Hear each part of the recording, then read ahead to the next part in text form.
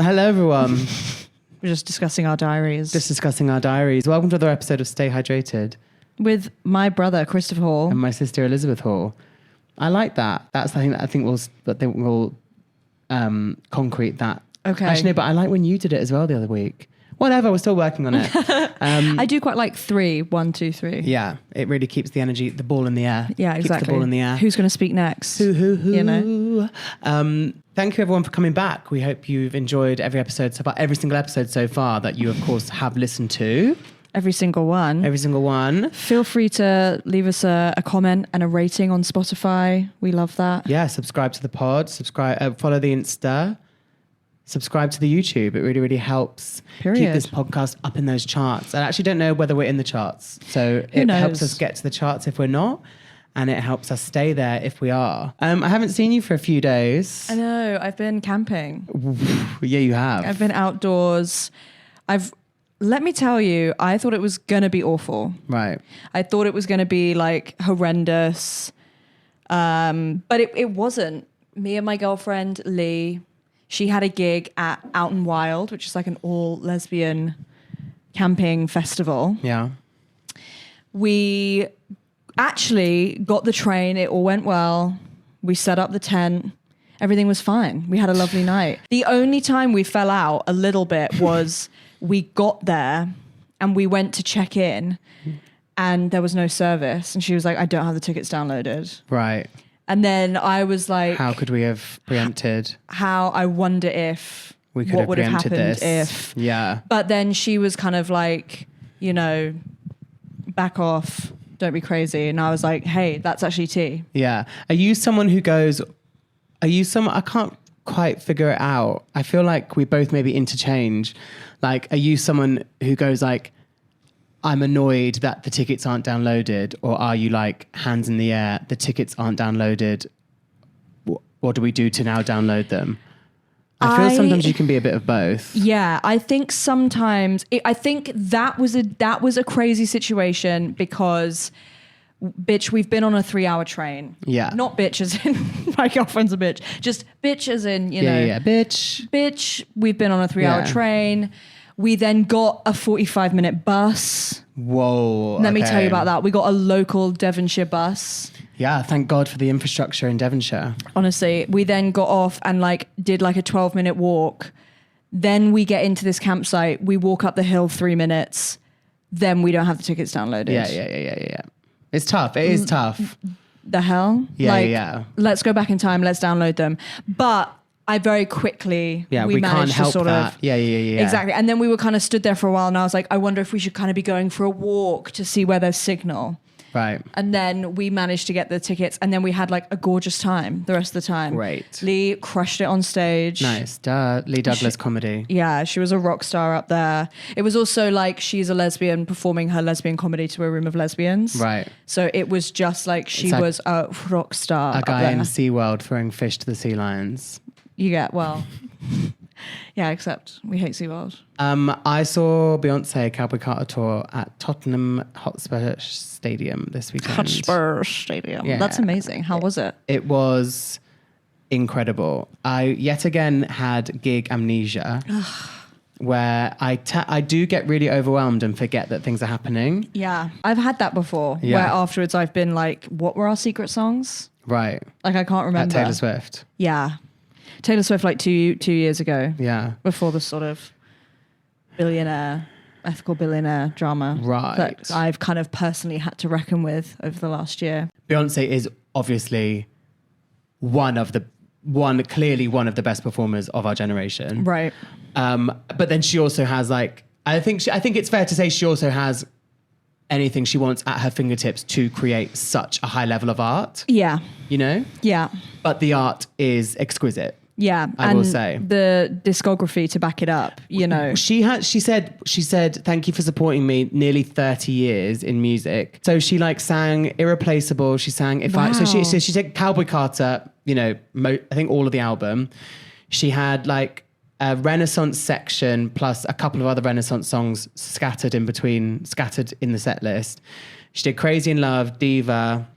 Wow. And then "Irreplaceable," "If I Were a Boy," and "Love on Top." she thinks back and she goes, what should I like really go into the vault and bring out that will turn this place upside down? It was amazing. Why Don't You Love Me? It's just, and then like little samples of Say My Name or Bills, Bills, Bills. I can't quite remember which one it is because again, I literally was like floating.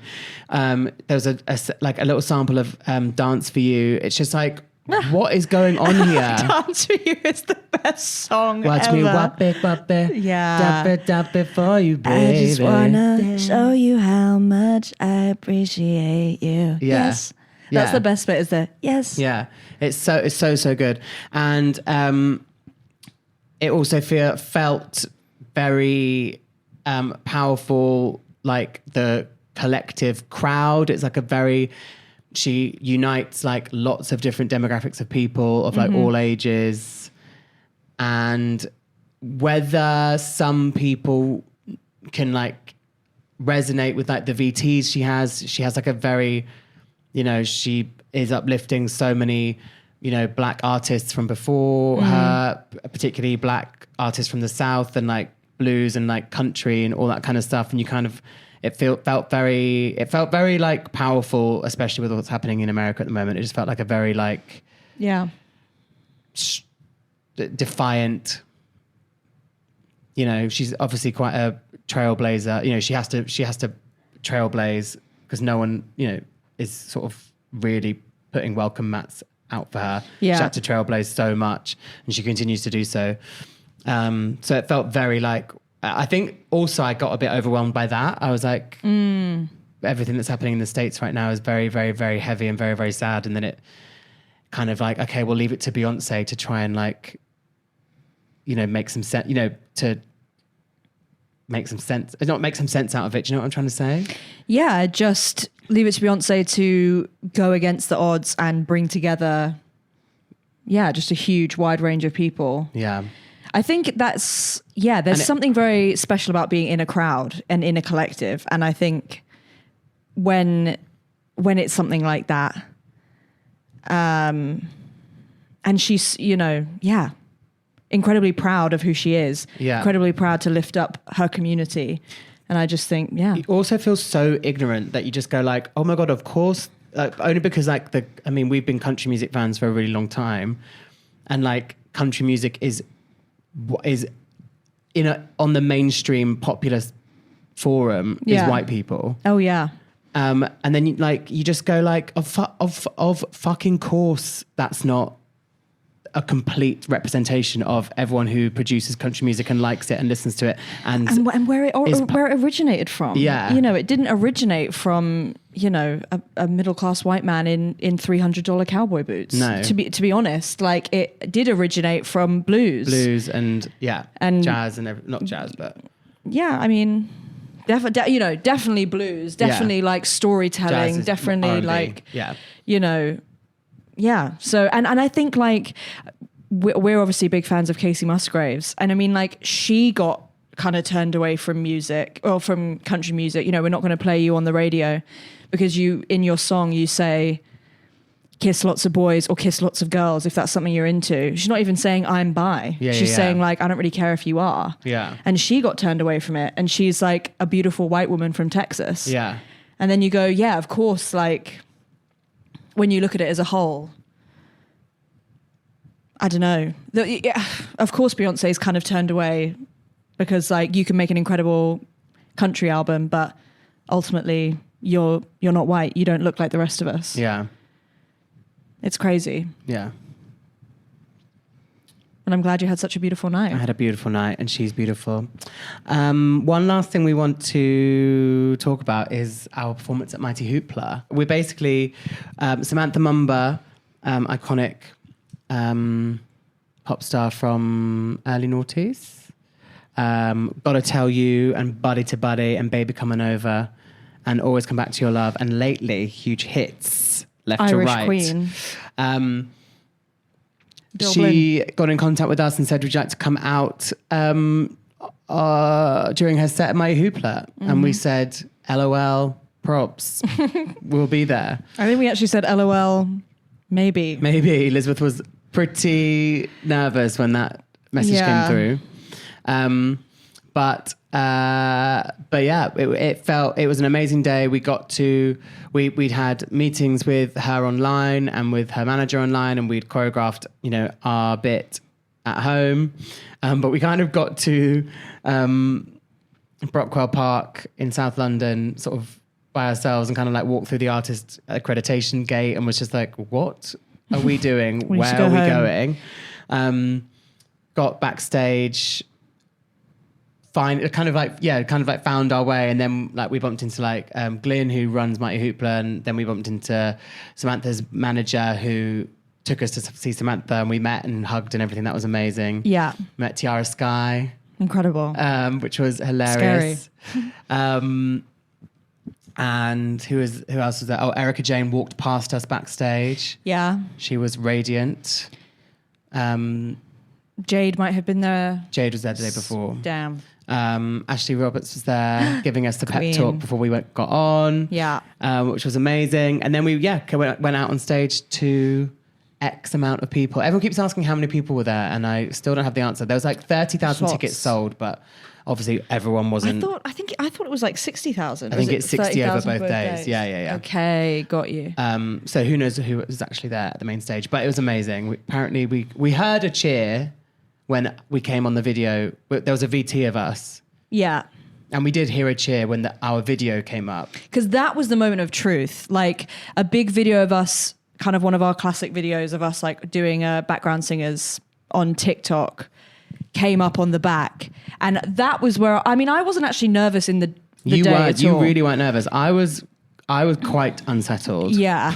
I felt very calm. And then as soon as we didn't get like a boo when the VT came on. Imagine. That would have been... Boo. They better not be coming out. Whoa. We step out on stage. Hey, guys. White Claw cans thrown at us. It's us. Yeah, but once we didn't get a boo, I was like, let's fucking have it. Let's just go and have fun. Yeah. And we did. We didn't fuck it up. We didn't fuck it up. It was really, really, really fun. Yeah. I kept looking at you. I kept looking at Samantha Mumba, Sam here, and then kept looking at you. And I did look into the crowd a bit, but I think I kind of just you sort of glaze over when you look out into the crowd. I kept like looking at like people that I could like in my like immediate proximity. Yeah. And that person was you. There was a moment that our friend Grace, friend of the pod, Grace, caught on, or someone was filming for her, caught you on the big screen, and you looked incredible. You looked like a summer king, and your hair was blowing in the wind. Oh my gosh. And you kind of went like this with your hand. Yeah. You sort of did like a jazz kind of, jazz hand thing. Jazz king. And it was just incredible. Jazz tech. You kind of look like JB right now in Purpose as well. Whoa, you give me purpose. Yeah. Let's get on with this episode. We have a hilarious guest for you today. We had you're here. We just started chatting before we started rolling before we even did like any kind of intro, because as soon as he sat down in the chair, we just started gabbing. It was so fun. And he has such a hilarious perspective, but a really unique one. It was really wonderful to meet him and get to know him properly. Mm-hmm. Star of Screen, Pineapple Dance Studios, and so much more. Star of Stage, stages across the land. Please welcome the phenomenal Louie Spence. Stay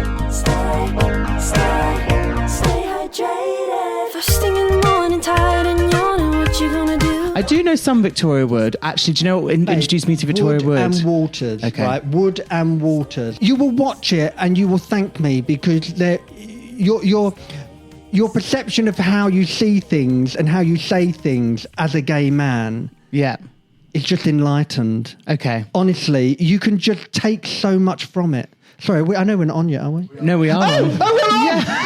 Oh, shit, darling, look at me. Sorry, I wasn't even on. You got the natural me. Quick, change the voice, change the character. Oh, shit.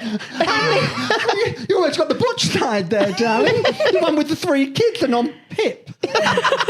Everyone's on Pip nowadays, darling. Everyone's on Pip. Darling. I think they're stopping some things on that, but everyone's on it. I'm not.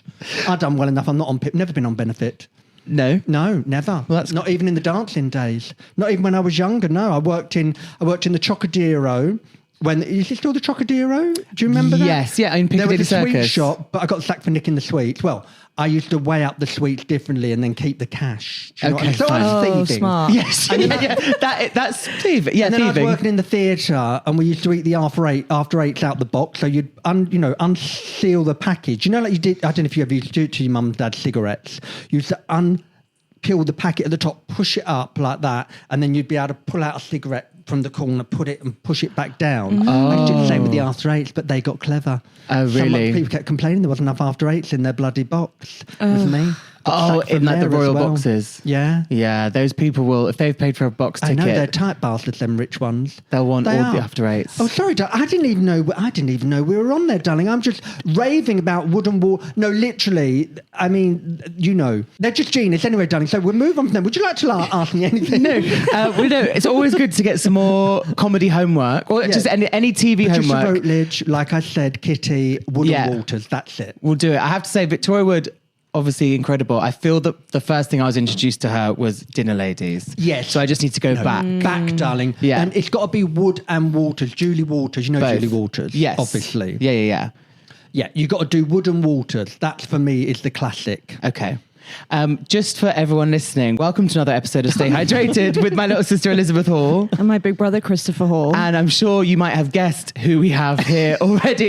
If you're watching, you've probably seen the first 10 minutes already and you know who's here. But please welcome the iconic Louie Spence to the podcast. Oh, thank you very much, darling. And like I say, I'm so sorry. I mean, literally, we were having such a wonderful conversation in the lift. Well, only us were having a nice conversation in the lift. People are so boring trying to make a nice little bit of conversation in the lift. Some of them weren't having it, and they didn't even have earpods in, darling. Just rude. They were just ignoring us, weren't they? Just ignoring us. It's a Wednesday morning, it's raining. Exactly, which was unexpected. People probably weren't ready for, a conversation in the lift. 2 gays and a sister in a lift. Yeah, well, 3 right, gays. and breeze at not even 10 o'clock. Exactly. Spinning in the F lift. I was like, F for what? Yeah. Oh, they were on a face like a smacked ass going into corporate upstairs. I know. I got in the wrong lift. We did. We should have got in the talent lift. We should exactly. We were in the corporate lift, not the talent lift. Honestly. Next time. Next time. Yeah. Yes. Also, before Cam, we introduced you to pop star of the hour, Tate McRae, who hadn't quite crossed your cultural horizon yet. Now, listen, this is the thing. Now, I appreciate that things move on very fast now. Yeah. And I'm not one of those older people, which I am older now than a lot of the young people on TikTok and Instagrammage and all of that. Yes. I'm not trying to keep up with the kids. Do you know what I mean? Yeah. But I do stay in touch. I'm on, like I say, the TikTok. Like I said, Yeah. I mean, I'm Sabrina Carpenter and bloody, like I said, cappuccino or espresso. Exactly. I haven't quite moved on to Tate McRae. Tate McRae. Yeah. But now you just showed me her. Yeah. Literally. And Jess, like I said, she's very cunty. Very cunty. She is. Very cunty. In the sense of, I don't think she can be a full American, as in full blood American. I think she's got some European blood in there somewhere. She's far too hot. And she was like, she's far too Giving it that. Do you know what I mean? Yeah, 100%. That's got like European, Latina, buff bang, or even South Americana. Something like that. She's definitely... Maybe we should look into it. Yeah, Why don't we just get her on? Yeah, we'll get. Well, What's her name? Tate McRae. Yeah, if she's What's her name? Tate McRae. Tate McRae. As in the Tate Modern. As in the Tate Modern. Yeah, but no, the legs do slam to second quite a lot and in the like I choreo. say, you showed me a beautiful Batmon, and any of you who are watching this but don't know dance terminology, a Batmon is when you do a kick like this, so you can have a boom and you can kick like that. Yeah, no. But anyway, Please. so she does a lovely Batman, which I call American Batmons, because they go up, but then they take Slow. time coming down. It's not a whack. Whereas a lot of, not a lot of English, well, yes, actually, a lot of English dancers will whack. So they just want to get the leg up there as high as they can, and then it just comes back down without the control. You see, Miss Tate McRae, she's like, boof, bang, Yeah. 100%. Slow down. She's just like, it'll come down when I want it to come down. Yeah. In control. In control. In control. So she's my new thing on TikTok that I'll be researching. Oh, I'm going to be sending you lots of vids. And then, like I say, then we'll get her on. I'm sure, she'll want to cross over to the older generation as well, darling, because we've got money. Exactly. We have got the money to buy into her. Yeah.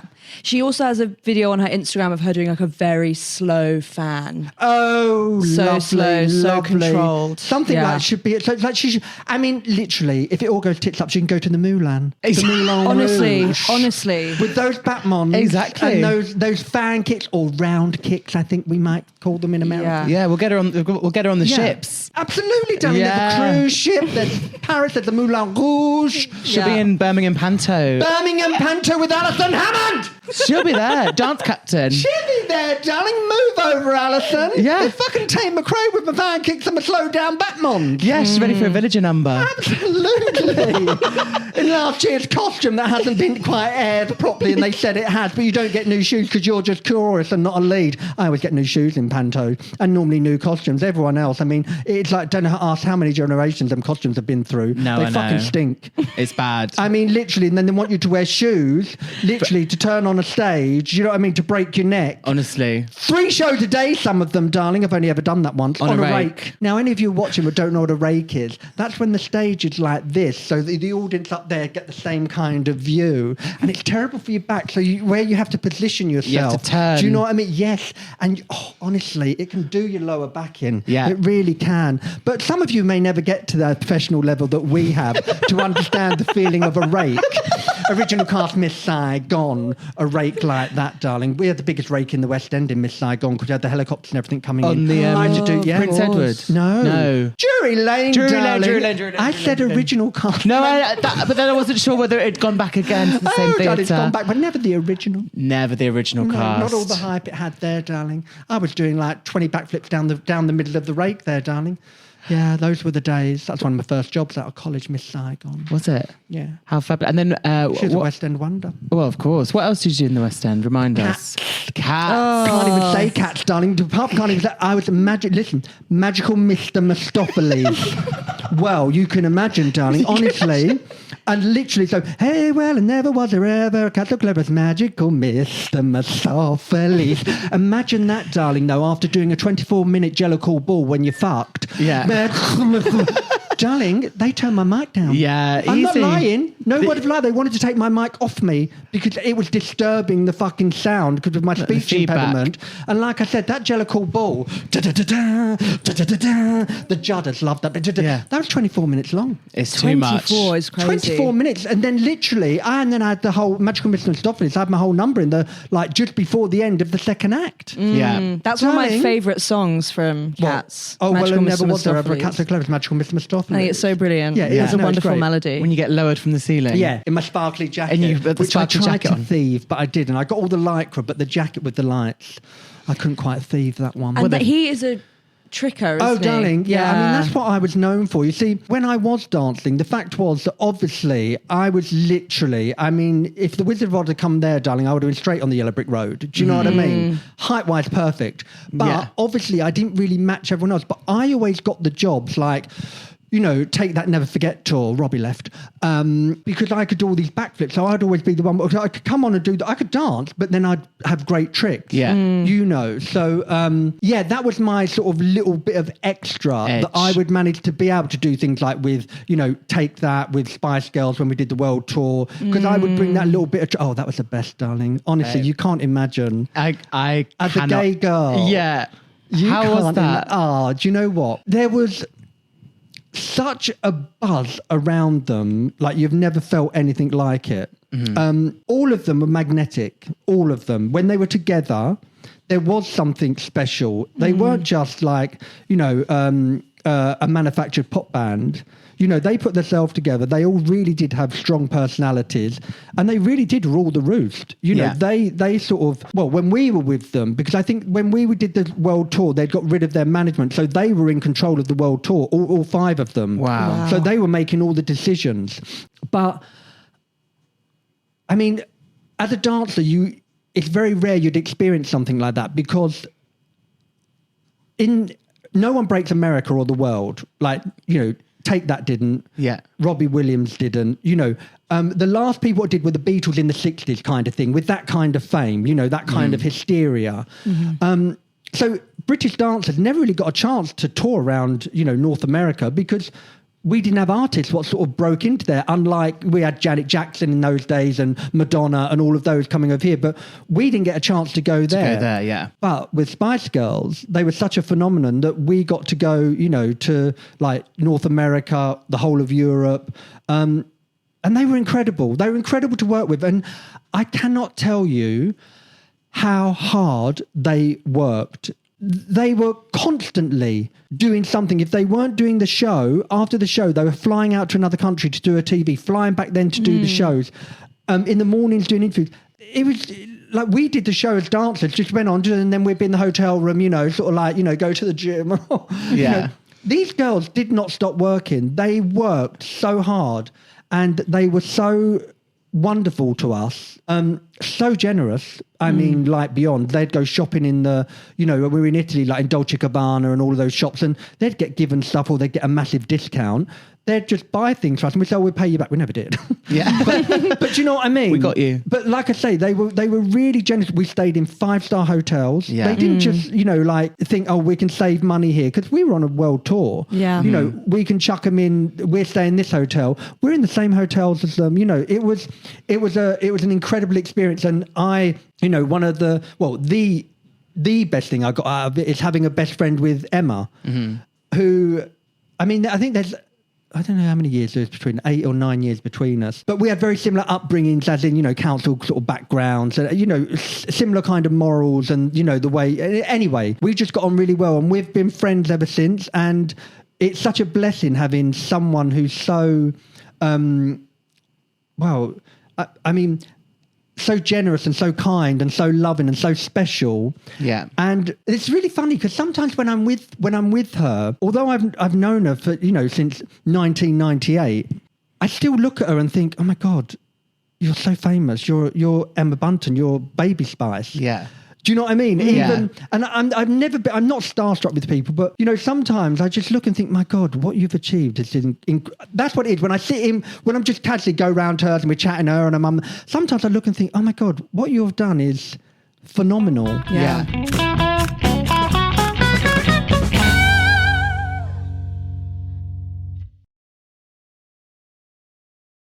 There's something different about their fame. I think the Spice Girls are, we say the word icon and iconic so much. Yes. But like, you recognize the Spice Girls by the color scheme, by their name, by their nickname, by one note of their song, by their shoes. You could recognize, like, there's so much more. The image of them is so, and it's known by, like you said, with the Beatles. Yeah. Every single household knows the Spice Girls. So like, and especially in the 90s, I always think we always talk about how culture today is, like you said, so many people, you know, Tate McRae's on a world tour and you don't know who she is, and that's fine. Lots of people are on tours. I feel as though I'm quite up to date, like I say, for somebody of a different generation, maybe a lot of your audience, or, you know, I feel as though I'm quite up with things because for my work, I try and stay on Instagram and TikTok, and, you know, it comes on your feed kind of thing. And, you know, I try, but like I say, it is such a fast turnover of talent, and I don't know if it's shorter lived. I think it depends. I think maybe people's it's the same duration, but there's just so many people to choose from. For example, so try and think, like, you know, if we say, like, you know, we're talking about Spice Girls, then we talk about Britney, Christina Aguilera, you know, Jennifer Lopez, you know, all these kind of people. Now, is that just for me because I'm thinking of my generation, so I don't know what's going on in this generation, or are there people from your generation or the next generation who have established themselves, who are, you can name like that, you know, like Sabrina Carpenter? Okay, so I can name her, and I know that she's current over the last 5 years or whatever, and I know that she's been doing it for a long time before that. Yeah. But what I'm saying, Will in 10 or 20 years' time, you be saying, oh, Sabrina Carpenter, like you say, Christina Aguilera, like you say, Britney Spears. Yeah. Beyonce, the way that the industry works now, and the way that the turnover's so quick, that the impact isn't as deep. Do you know Yeah. what I mean? So they don't have that kind of, like I say, the people who I've just named, they don't have that same feeling. I think we can't know maybe until 5 years. I think someone Yeah. who's maybe I think someone like Lady Gaga and someone like Ariana Grande, Yes. they've been like pop, they were pop stars. 2010s, Yeah. and there's a world where they had a couple albums Yeah. and it didn't. Yeah. But then I think they've now been like, we are now established as complete. Yes. Kind of I almost get on what the you way mean. to legend status or in that, movies. in that genre of the artists which I've mentioned, which are, But then they're from, they're in, I think that's in the last 10 12 And years. they've managed. I think you're right. I think like Bieber, even like Demi Lovato, Ariana Yes, Grande, yes. those people. And I'm thinking like, but they're modern and it's like actually, But they're not. They're not. They're not. Like I they've say, established I know themselves them, for you know 20 them, years or but 15 then you years. ask someone what's maybe 12 or 13, Yeah. the age you were when you were mad about someone. They may have a, I think I know you mean. Oh, I think I know that song. But like you say, so the people of now maybe Miss McRae. Yeah. But like I say, will her impact be as strong? Is she going to be like, I don't know, somebody who was maybe meant to be really big, but then didn't develop, but they had that massive impact? Yeah. Do you know what I mean? Time will tell. Yeah, I guess it's time will tell. But Anyway, then- enough about them, darling. What about us? but back to the Spice Girls. Back to Because we can't, there's No. never enough to say about them.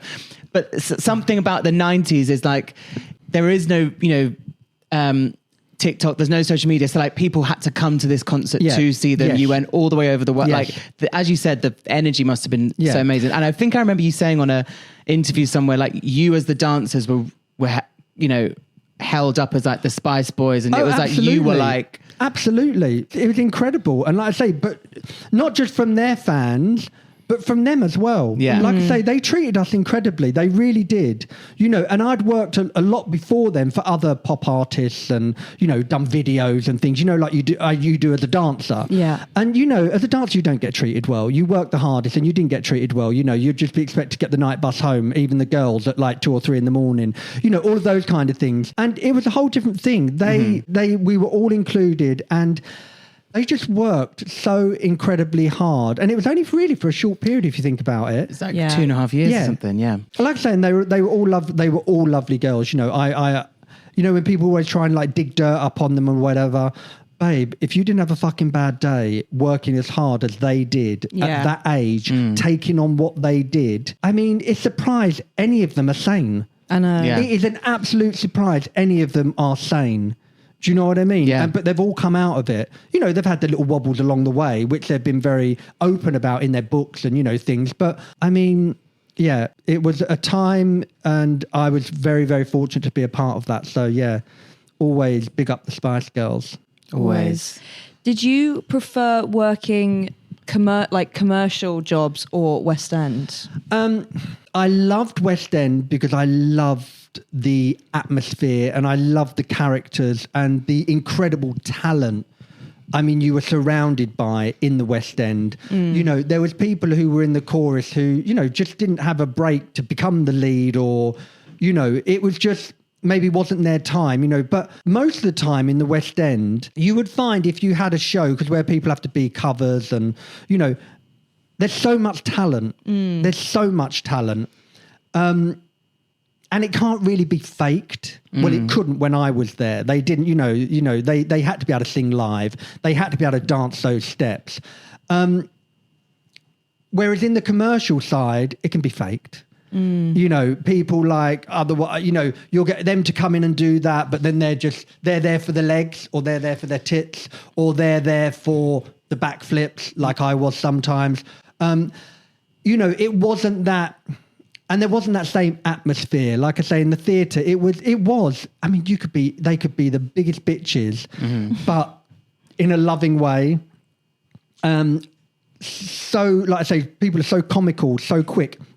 I tell you what, it is all about timing and being in the right place at the right time and having a profile and whatever, because so many people I know or I knew were so incredibly talented that it was unbelievable that they were not famous when you would then watch TV and see these just people who were shit hosting Saturday night primetime TV shows who were doing a bit of singing, a bit of this, a bit of that. There was people in the West End who had 10 times as much personality, 10 times as much talent to sing and dance, but they just weren't in the right place at the right time. They didn't have that break. And they may never have got that break. Yeah. They may never get that break. Do you know what I mean? And that's why you have to love the industry to do it, because you can't do it for money or the thought that you're going to become famous or whatever, because it doesn't work like that. No. Like I say, for me, I never wanted to become famous. I promise you. I was a dancer. I was more than happy dancing behind artists. I had an incredible career. And then, like I say, with Pineapple, like dance studios, what happened, they want to do an observational documentary. They come in, they filmed it. There was no pay. It was an observational documentary. I was being paid by Pineapple. So, you know, it was like just film was at work. In that environment, it was full of West End Wendy's. Yeah. We had pop stars come in. We had, you know, so the actual place was just bubbling with characters and with, you know, there was always something going on. Yeah. It was like being inside a theatrical womb. Yeah. You know, and when you left the building, then it sort of stopped. But when you come in, it was like, oh, God, oh, where's she? Oh, look at her. Oh, no, girl, look at, oh, no, she ain't going to get the job. Oh, no, don't even like her. All right, girl. Yeah, I love you. You know, People stretching in the corridors. Yeah. So it was, you know, the whole thing was just, there was so much material there. Yeah. When they asked about doing it, the only reason I did it, well, me and Laura, the manager at the time, because the guy who was the producer, director kind of thing, his idea to come and film it, honestly, he had the bluest eyes like the Indian Ocean, and I swear to God, he had an arse like 2 fucking hard-boiled eggs in a handkerchief. I swear to God, and because he rode up on a bike. He was one of those on the bike, and he even had a flip bike, you know, like... Oh, Right. fine. Nice. Well, as soon as we see him, we're like, fuck it, yeah, we'll have him round here. Yeah. We'll have him up and down I the swear stairs. to God, it was the only reason. So then we went to Debbie Moore, OBE Should Be Dame, who owns Pineapple. Yeah. And we said to her, and she was like, well, look, you can do it, but you have to make sure, because we have lots of famous people come in. You know, at that time we had Beyonce coming in there, we had Madonna, we had all the English artists, you know, all people who were rehearsing. So you had to be very mindful of, to do this show is not worth the reputation of like 30-something years it's been going, and taking away those people privately, feeling as though they're going to have cameras put in their face. So anyway, we did it. The show happened. Literally, it started airing in February 2010, and by April, I've said this many times, I was on Jonathan Ross with Gwyneth Paltrow. Mind you, she didn't fly in because it was the dust cloud from Bleeding Iceland or somewhere. But anyway, she was still there on camera somewhere. On Zoom. But what I'm saying is like, it was that quick. Happened so quickly. And I swear to God, the only reason we did it, because we found this guy cute and we thought we'd have him around for a while. Not in a million. And also, it was on Sky, and I thought, even then, well, we watch this fucking Sky, but it's not on like, you got to remember this 2010. If it's not on 1 to 5, there was really Netflix. I don't know what that was about. There was no Instagram. There was just Twitter. Twitter had just sort of started. Yeah. Or X. I mean, I watched it, but I don't even remember having Sky. Like, obviously I watched it somehow, but I didn't even know I had Sky. I was at college. I don't know where I was watching Sky. Exactly. And I was like, and that's why when we did it, I thought, who's going to fucking watch it anyway? It's on fucking Sky. What's, you know, because I thought people have to subscribe to that. Yeah. But, like I say, it sort of went viral before things went viral. Yeah. But it went viral on things like Harry Hill, on TV shows. Yeah. Do you know what I mean? So before the internet.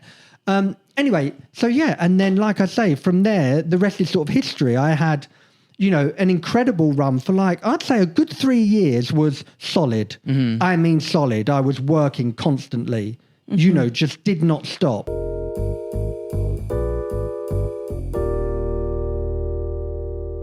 Like I say, I earned really good money, and I earned it at a later stage in my life. Right, that I'd always been in the overdraft and constantly in overdraft, waiting for my agent to pay me 3 months later while they held on to the money. You know, they would hold it in their bank account, all of that. Yeah.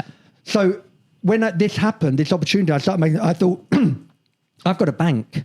I've got you know, I bought my property. I bought a property in Spain, you know, no mortgages, everything, you know, because that is for me and for anyone what is lived a life of insecurity in the arts.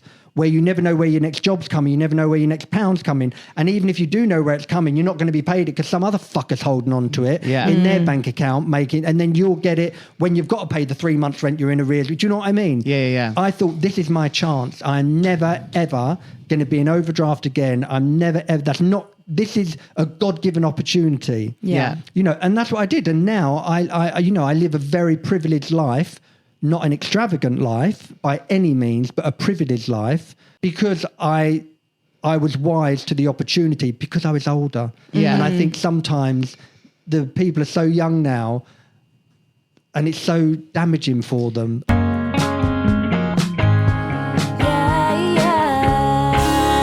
my God, I'm getting way too deep. What do I care about them? Well, you just know, Shit. It gets to a point where you know, like something like Pineapple Dance Studios coming into your life, it's like, this is my real chance to get some security or you know, or this could have easily not happened. Like, and I think for artists and for dancers especially, your career can be 10 years absolute max, and you were given this. I'd given up dancing. Yeah, that's why when I worked at Pineapple, I wanted to be surrounded by the feeling and the atmosphere.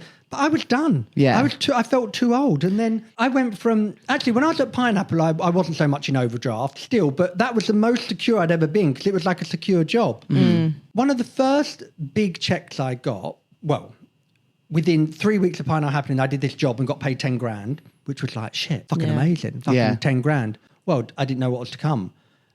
Then it worked out. You know, the next job I did was a photo shoot for something. I got paid £60,000. Whoa. For, I think it was 3/4 of a day, you know, not even the whole day. Oh my God. And then the next day, they wanted me to go back because they wanted to get another shoot kind of thing. Yeah. And they paid me half a day of the fee which I'd got the day before. Oh my God. I mean, how insane. Unreal. It's just crazy. How insane. Even that money in itself, if that was it, you'd be like... I mean, I know like some people find it like crude to talk about money and that, but my point is, I know the value of it. I knew the value of it. I wasn't somebody who had come from money or had been earning that money for a long time. Yeah. This happened, like I say, within 3 months. Yeah. Crazy. Within 3 months of like, say, Pineapple starting and then these two jobs, within 3 months. Yeah. It's like more money than I thought. Yeah. But like I say, and it just kept coming. Wow. It just kept coming. It was, I couldn't even keep up. I couldn't even keep up.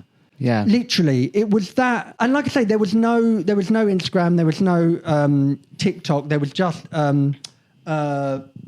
Twitter. There wasn't many people like me. Yeah. Like, you know, I did a book deal. I'm not even going to say how much I got paid because, you know, I'll tell you after. Yeah. But only because I don't want it to sound vulgar. Do you know what I mean? Right. And this was like, it didn't matter how many books I sold. This is, I got this. That was it. Yeah. So it wasn't on, I had to sell the books. And no, I got this. And then, you know, things like, you know, doing Panto once a year. I mean, you know, you could buy a small council estate up north. Do you know what I mean? Yeah, yeah. I'm talking, you know, the Victorian houses where no one wants to live and they're selling them for £1. But you were so like effervescent and so energetic and so attractive on Pineapple.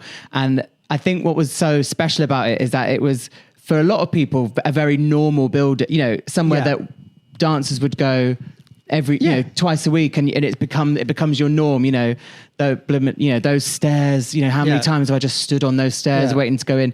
But like, it's a living, breathing building where people like Beyonce come in, and people are like sweating and wanting their dreams to come true. And then we went there to film something last year. I was like, oh my God, this is where this happened. This is where this happened. Elizabeth was walking up the stairs going, where is it? Like, she was like, just to play. And Chris was literally like, God, I got down to the final 4 for Greece here. Yeah. And you're just like, okay. Yeah. I mean, they must have thought they'd struck gold, I feel, walking in and you being there as well. The TV company, well, not just me. Look, I was like a breakout star.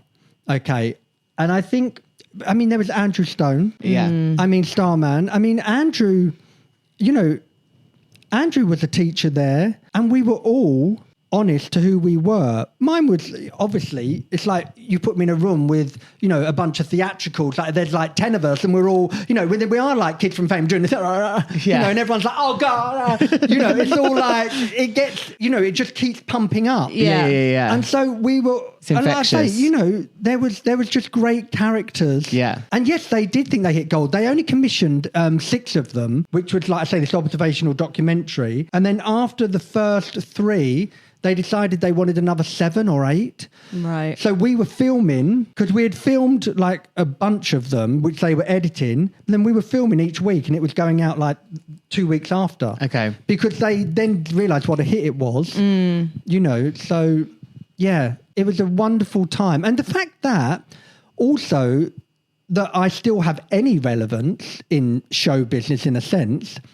it was only 1 season. Like I think 13 shows. That's Wow. it. I just think sometimes it being short, for example, the Spice Girls. Yeah. Actually, Faulty Towers. yeah. Sometimes Yeah. it gives people more of an impact because it doesn't dilute it. Yeah. Because what does happen is then things... I mean, I think it could have done... Pineapple could have done another 2 or 3, I reckon. There would have been... Yeah. But then what happens is these things start to get diluted and it starts... Everything gets watered down and then something new comes up. And I think you either know when to leave if it's after 3 and just think leave on a high. Yeah. Or what happened to us, you know, we couldn't be in the building for certain reasons to film for the second one because it was so soon after, you know, that it just didn't work for the business model of all the people we had going in there and bookings. Everyone loved the show, but also... The building needs to run for what it's there for. Exactly. So does Beyonce want to come back where there's been a hit show that has been like this and now it's a hit show? It's not just... Now everyone knows about this place where only they knew about what was in central London. Right. So you had to, from a business perspective, you had to think, yeah, the clothes brand went up and sold loads. But from the studio's point of view, you had to really consider. So that's why the second one wasn't there and it's called Louie Spence Showbiz and it didn't do as well. Because, you know, it was... partly, you know, the iconic building, of course. I say partly, you know, it played a huge role. I was a breakout star. Pineapple was a star of it. You know, everything married together. Yeah. So, but yeah, like I say, it was just 1 season, and yeah, but it definitely changed my life. And I tell you the other thing as well, because I suffer with, well, actually, I'm quite good at the moment, but I've always suffered really bad anxiety. I mean, really bad, like full-on panic attacks, you know, whiteouts, the full-on, you know, cold sweat, you know, heart palpitation, always. Even when I was doing Spice Girls, everything, you know, it really ruined a lot of the enjoyment I could have had from lots of situations that I was in because I just want to stay in the hotel room where I felt safe. And you know, anyway, it's really weird because I think people always expect me to be that, you know, the big personality. caricature, yeah. But that's when my mind isn't at rest and the demons come in and start to take over because it's full on. Yeah. But now if you catch me on a train or walking in the street where my mind is on its own doing its thing and then you come up to me, yeah, I can turn it on, but sometimes it can, you know, it panics me. Do you know what I mean? Because I'm not ready mentally. Do you know what I mean? So I don't know where I was going with this about my whole anxiety and everything. I completely forgot what route it was going down. It changed your life. Pineapple. I think you said that just before. Oh no! Yes, well done. Thank God for a young brain. I know. Thank God for Like a a young sponge. brain. Yeah, how it changed my life was this was my point. So I'd always suffer with anxiety, right? So you have everything you think it's going to change your life, like you've got money. So when you don't have money, you're worried that you can't pay your rent, you can't go on holidays, you can't go out to dinner with your friends. It's always because of money or because of work that, you know, because I'm not working, I don't have this, I don't have that, and I can't do this and I can't do that. Yeah. So now I have everything, right? I can go on holiday where I want. I can pay for what I want. I mean, I'm not talking like go and pay like bleeding Jay-Z. But what I mean is, you know, I have no worries. Really, Yeah. I have no worries. Yeah. Coming from nothing to then what I've got. So obviously, my anxiety's going to disappear. It's going to go. No, it gets 10 times worse. And along with that comes depression. So I can't work out. All of this is meant to go away now because I've got all the things that we all think is what we're searching for or what's going to make our life better. Yeah. Right? No. Because now, what am I fighting for? What is my purpose? Who am I? I can just go and buy that car. I can just go and and I'm still anxious. But now I'm depressed. It's the weirdest thing. And I think, obviously, don't get me wrong, I love owning my houses. I love not being in debt. It gives me great peace of mind. It really does. I love being able to live a comfortable life. Like I say, not extravagant, just comfortable. But I think for anyone, or I don't know, but I think a lot of, or younger people, you have to do this entertainment of whatever type it is because you love it, right? Anything else is a benefit, but you really have to do it for the love. It's not for the money or for the the adoration's lovely when, like, if you're on stage, the best thing is laughter. Yeah. If you make people laugh, it's not a feeling of power, it's a feeling of joy. And then once you've made them laugh and and they laugh again and you're on that, the feeling's incredible, isn't it? Yeah, yeah. Because it's a feeling of joy and happiness. Now you can't buy connection with people. Exactly. And you can't buy it. And people can't pay you millions of pounds for it because it has to be you, that person who has that talent, has that, or someone who's got that incredible voice that would stop a whole room and make them cry, So the one thing that it did make me realise, happening later on in life as well, is that all them years I thought that the solution to my problem would be, I suppose, money and success. Yeah. And it wasn't. It made it 10 times worse. So, now I'm in a much better place. I just, like I say, I only do what I want to do. Yeah. I mean, I've seen you on the TikToky and on the Instagrammage, and then we did this Sky commercial together. Yeah. Well, sort of apart, but together. We were both in the same campaign. And then how weird, after we'd done the shot, about a week later, I bump into you at Liverpool Street. Yeah. See, for me, now there's a meaning there. I did a commercial with him, but the fact is... We missed each other on the day. You were in the morning, I was in the afternoon. And then I watched it and see all of our sort of work, what we'd done. And then a week later, I bump into you in the train station. How weird is that? It was a crazy coincidence. Yeah. And just you talking about the kind of persona that you put on maybe when the camera's on, and then how we're speaking to you now, and even off camera, I felt like we bumped into each other, and I was like, oh, this is like Louie's natural state. Yeah. It felt very special, actually, and I was like, I said Elizabeth, I was like, I think I'm going to ask him to be on the podcast because it was just so lovely and it felt very natural and connected. Yeah, and I think that's from the fact that, like I say, this is the thing as well, I think I'd seen you on Instagram. I just felt familiar, and the fact that we'd done a job together that we weren't together on made me even feel as though we were friends. Like, all right, girl, how's the job? Yeah, it's great, isn't it? Yeah, all right. I just felt as though I knew you. Yeah, because of the familiarity I have with you on social media, and because of your persona, and because of the person I see on social media, I can see it's you. Yeah. I can see you're not pretending to be something you're not for hits or whatever. And, for me, it's certain things. For me, with you, it's this. It's just the eyes. You see, because I'm very eye as well. So you'll be like... The eyes. It's all in the eyes, isn't it? Like I say, you don't have to do anything else. It's just about the eyes. And see, for me, it's like when I watch you, that's what makes me giggle. It's just that when it's there, and then it'll be the... the eyes do the talk, and I'm like, you don't need to say anything, girl. I've got you. I'm with you. You're with you. Well, they say 1,000 things, don't they? That was all very, very kind. Thank you so much for being... And for someone who doesn't do what he doesn't want to do job-wise, we're very, very grateful that you are here.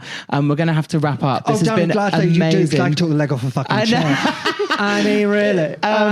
Thank you so much for being here, Louie. This has been amazing. If you don't... Obviously... Darling, I've got nothing going on. Well, you're here. I've got nothing going on. Follow Louie online and be ready for when anything is going on. Yeah. No, there are a few. Go back and rewatch Pineapple Dance Studios. Yeah, do that. That's great. Yeah, when I was younger. Yeah.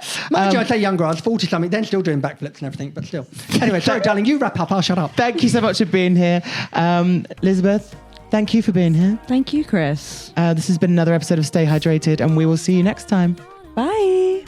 Toodle pip. Just before bed is good for your head. What you gonna do? Stay hydrated. Stay hydrated. With Chris and Lizzie.